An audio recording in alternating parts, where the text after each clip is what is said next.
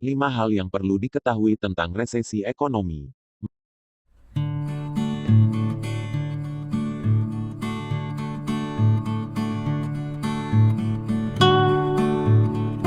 Menteri Keuangan Sri Mulyani Indrawati merevisi proyeksi pertumbuhan ekonomi di kuartal 3 2020. Menurut dia, di kuartal 3 ini perekonomian Indonesia kemungkinan akan mengalami kontraksi negatif 2,9% hingga negatif 1,1%. Adapun keseluruhan pertumbuhan ekonomi akhir tahun menurutnya juga akan berada pada kisaran negatif 1,7% hingga negatif 0,6%. Dengan adanya hal tersebut maka pertumbuhan ekonomi kuartal 3 dan 4 menurutnya juga akan negatif. Oleh sebab itu, maka tak menutup kemungkinan resesi ekonomi di Indonesia akan terjadi. Lalu, apa itu resesi ekonomi? Berikut 5 hal yang perlu diketahui soal resesi ekonomi yang diprediksi akan melanda Indonesia. 1. Pengertian resesi ekonomi. Ekonom senior Universitas Gadjah Mada, UGM, Muhammad Edi Purnawan menjelaskan, resesi ekonomi adalah istilah dalam ilmu makroekonomi yang mengacu pada penurunan yang signifikan dalam kegiatan ekonomi.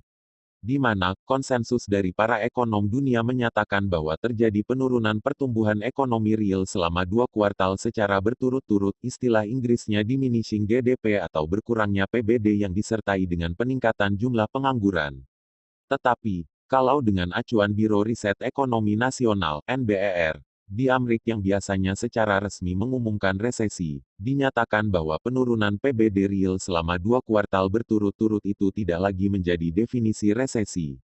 NBER mendefinisikan resesi sebagai penurunan signifikan dalam aktivitas perekonomian yang tersebar di seluruh, atau sebagian besar, sektor dalam perekonomian. Dan itu berlangsung lebih dari beberapa bulan, yang biasanya bisa dideteksi dari jatuhnya produk domestik bruto, PDB, real negatif, pendapatan real, lapangan kerja, produksi sektor-sektor industri, dan penjualan grosir dan eceran. Sementara itu, dikutip dari Forbes, resesi adalah penurunan signifikan dalam kegiatan ekonomi yang berlangsung selama berbulan-bulan atau bahkan bertahun-tahun. Selama resesi ekonomi berjuang, orang kehilangan pekerjaan, perusahaan membuat lebih sedikit penjualan dan output ekonomi negara secara keseluruhan menurun. Para ahli menyatakan resesi terjadi ketika ekonomi suatu negara mengalami 1. Produk domestik bruto, PDB, negatif. 2. Meningkatnya tingkat pengangguran. 3. Penurunan penjualan retail. 4. Ukuran pendapatan menurun. 5. Manufaktur yang berkontraksi untuk periode waktu yang panjang. Resesi dianggap sebagai bagian tak terhindarkan dari siklus bisnis yang terjadi dalam perekonomian suatu negara. 2. Yang perlu dipersiapkan.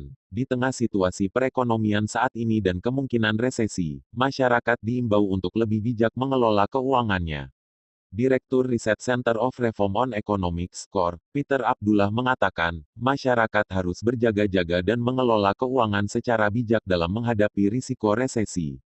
Tidak boros, memanfaatkan penghasilan secara bijak, usahakan terus menabung untuk bisa digunakan ketika diperlukan. Ekonom senior Didik J. Rahbini juga menyarankan hal yang sama. Di tengah kondisi yang serba terbatas ini, menurut dia, uang dinilai sebagai raja di saat-saat krisis betul-betul dipergunakan dengan bijak. Mengutip Good Housekeeping UK, berikut adalah 4 hal yang dapat dilakukan agar keuangan Anda tidak terdampak resesi. 1. Menyiapkan dana darurat. 2. Mengurangi pengeluaran yang tidak perlu. 3. Memangkas tagihan kartu kredit. 4. Membangun bisnis sampingan. 3.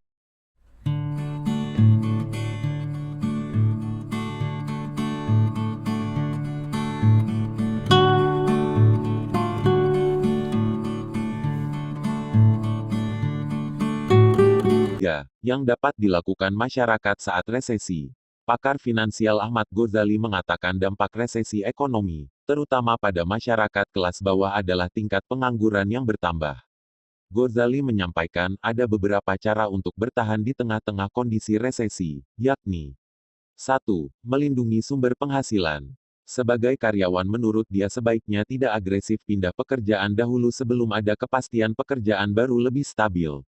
Untuk yang punya usaha, pertimbangkan kembali rencana ekspansi. 2. Miliki dana cadangan. Dana cadangan sebaiknya dijaga 3-12 kali pengeluaran bulanan dalam bentuk likuid. Artinya, kalau sekarang kurang dari itu, bisa ditambah dengan mengurangi aset risiko tinggi dan menambah likuiditas. 3. Tahan pembelanjaan besar, terutama kredit. Apabila sebelumnya ada rencana kredit kendaraan atau rumah, maka perlu dipelajari lagi risikonya. Apakah cukup aman untuk melanjutkan rencana tersebut? Jangan terlalu memaksakan, misalnya menggunakan dana cadangan untuk bayar DP, down payment, uang muka. Intinya dana cadangan menjadi semakin penting, jangan terpakai untuk hal lain dulu. Bahkan kalau bisa ditambah. 4. Tetap belanja secara rutin. Karena pembelanjaan konsumtif rumah tangga untuk hal-hal penting di Indonesia justru menjadi salah satu pendorong ekonomi yang dominan. 4. Depresi ekonomi. Jika resesi ekonomi terus berlanjut, maka akan masuk pada apa yang disebut dengan depresi ekonomi.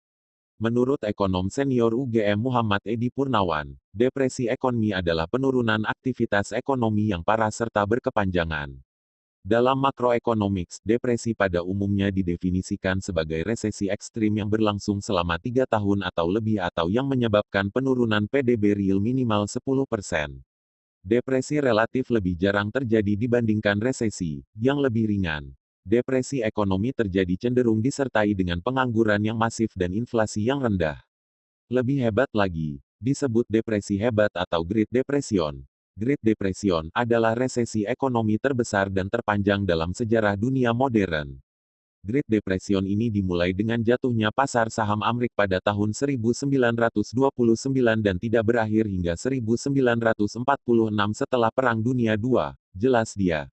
Lebih lanjut, para ekonom dan sejarawan dunia sering menyebut Great Depression ini sebagai peristiwa krisis ekonomi paling dahsyat di abad ke-20. 5. Dampak resesi. Berikut beberapa dampak resesi ekonomi yang terjadi pada suatu negara, yaitu 1. Masyarakat kehilangan pendapatan. Salah satu dampak yang cukup mengerikan adalah masyarakat bisa kehilangan pendapatan. Hal ini terjadi karena perlambatan ekonomi membuat beberapa perusahaan tutup dan tidak beroperasi lagi. Dengan begitu, banyak perusahaan yang melakukan pemutusan hubungan kerja (PHK). 2. Turunnya daya beli masyarakat. Dengan banyaknya masyarakat yang menganggur maka berpengaruh pula pada tingkat konsumsi dan daya beli masyarakat yang menurun. Hal ini juga berimbas pada keuntungan perusahaan yang mengalami penurunan. 3. Investasi. Resesi ekonomi juga memengaruhi instrumen investasi yang dilakukan masyarakat, salah satunya di pasar keuangan. Hal ini disebabkan menurunnya nilai suatu portofolio atau aset seperti saham. 4. Kurs dolar tidak stabil. Kurs dolar yang tidak stabil akan menyebabkan nilai rupiah menjadi melemah dan berdampak langsung pada sektor ekspor-impor Indonesia. 5. Tingkat suku bunga tinggi. Tingkat suku bunga yang tinggi menyebabkan Bank Indonesia akan menarik rupiah yang mengakibatkan inflasi yang meningkat pula.